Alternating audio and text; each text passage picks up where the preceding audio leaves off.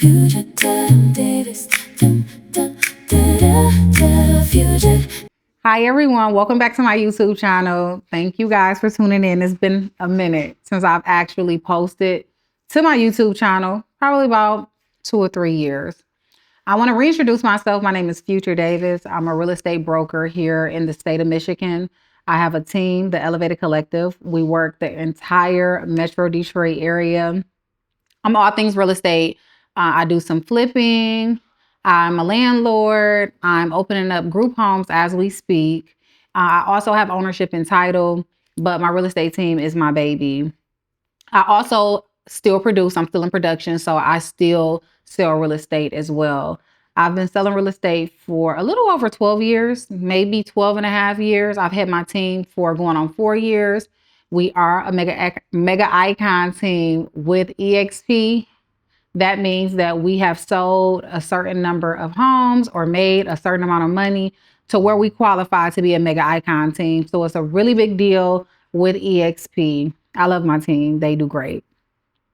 I started selling real estate 12 and a half years ago, stumbled into real estate. I didn't know any real estate agents, had never thought about being a real estate agent. One of my best friends was going through a divorce and made a crazy comment about just letting her house go. And I told her, like, why not sell it? Because it was a beautiful home in Westland. She put the house on the market and the home sold in roughly 3 weeks. We were out looking for her second property, and I was having a great time helping her look for homes. After we finished finding her second home, I asked her, I said, well, what are you guys paying a real estate agent? She gave me a number. She said, girl, I think we paying them 3%. Of course, I did not understand the fees and just the commission structure or the breakdown. But I understood that they were making pretty good money. And I went and signed up for the class roughly like a week later. And the rest is history.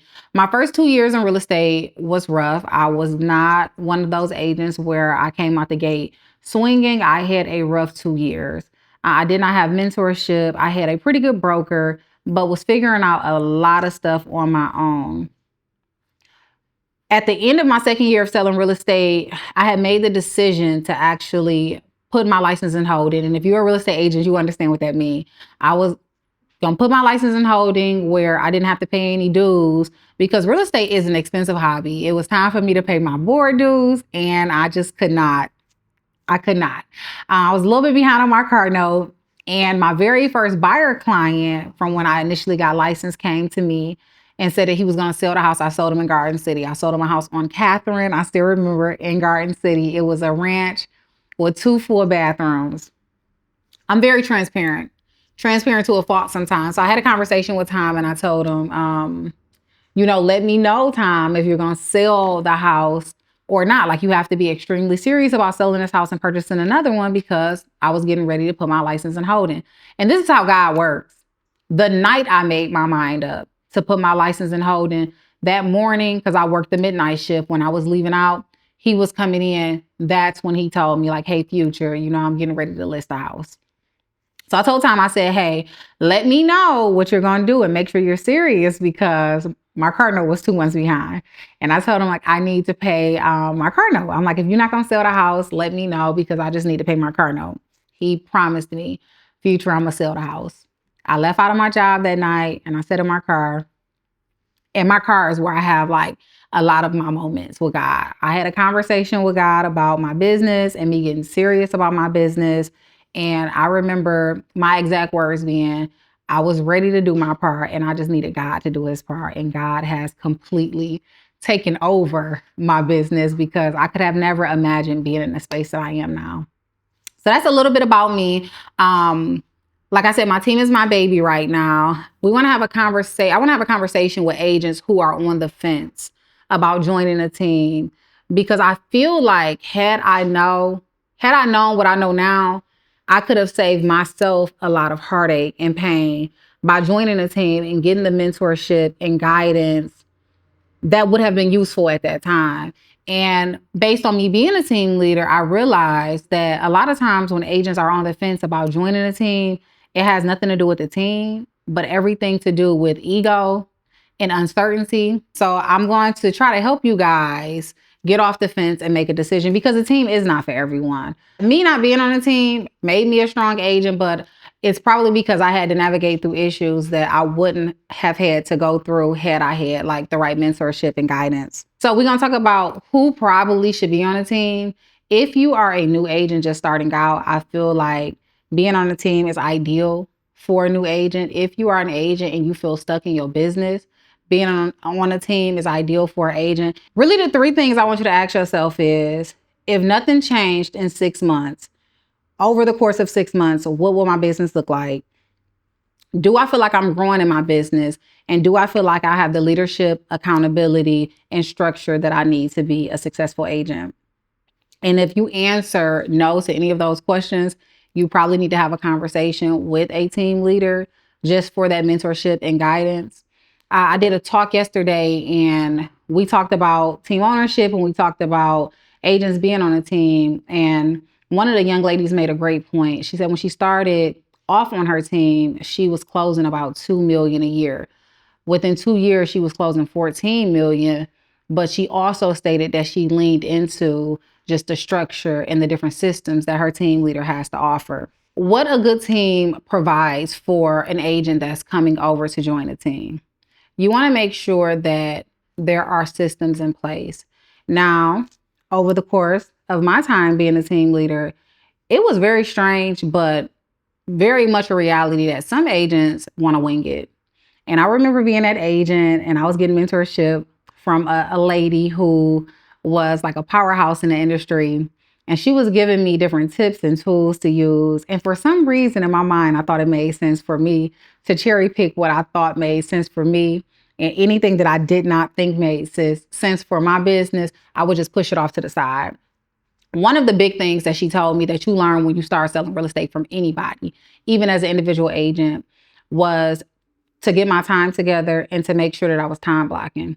At that time, I was making decent money. For me, it was decent money. I was making about $12,000 to $15,000 a month selling real estate, and I was working off of a checklist. So in my mind, I rationalized it as, that works for other people. I didn't really need that to work for me because I had a system in place. So you want to have a conversation with a team leader. You want to have a conversation about the different systems that they have in place. You're looking for what type of CRM they're using to make sure that you can manage your clients correctly. You want to make sure that they have some type of accountability tool in place.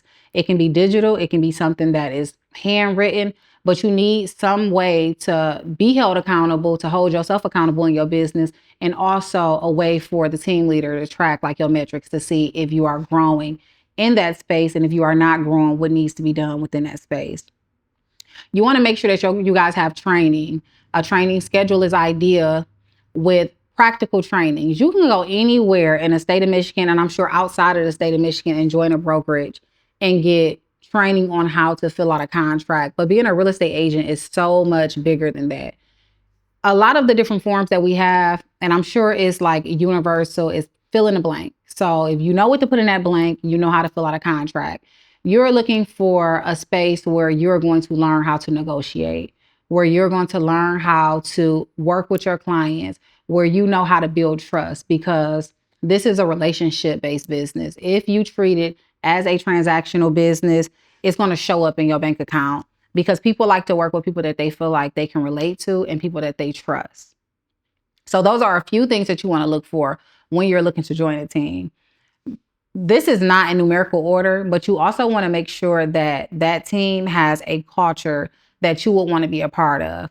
I have saw different people join different organizations, and everybody runs their teams differently. It's no wrong way to run a team if you are moving with integrity, but you know what type of person you are. And if you're going over and you just jump and join a team and you find out that, maybe it's a little catty in that space, or maybe the way that they communicate isn't ideal for the way you want to be communicated with, that's probably not a space that you want to be in.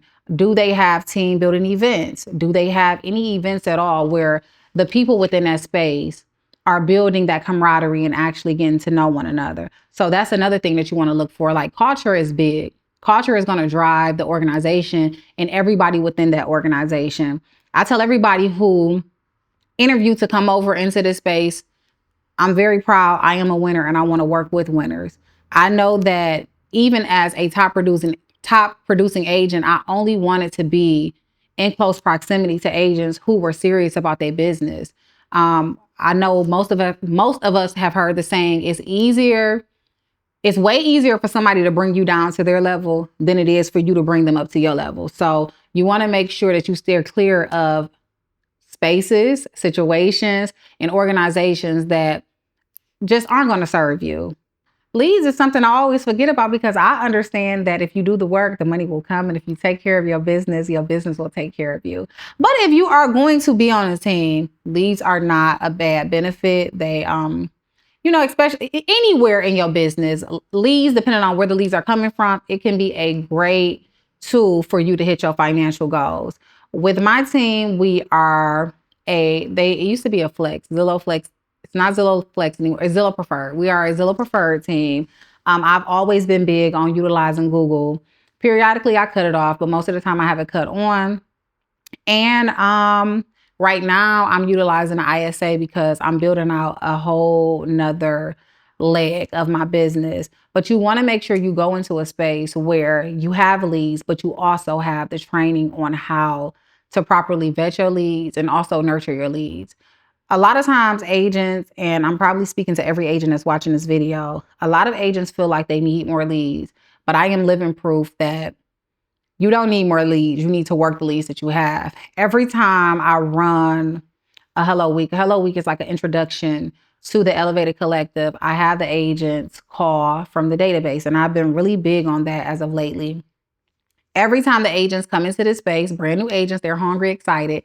They call from the database. They end up with a good prospective client or an actual hot lead where they are going out to get a buyer broker agreement signed or list a property. So you got to keep that in mind. Of course, you want to be in a space where leads are provided, but you also need the training. As overwhelming as it can be sometimes, you do want that training because it is a skill set that you'll be able to keep in your business and like really, really grow and stack additional training upon is handling your leads correctly.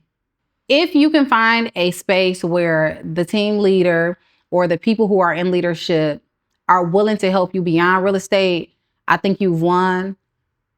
I'm a part of different coaching programs, and that's something that I look for when I'm like leaning into somebody for leadership is, okay, where does the leadership begin and where does it end? And if the leadership is just centered around this one specific thing and is not going to be used as a tool to help me grow just as a woman, that's usually not a space that I want to be in.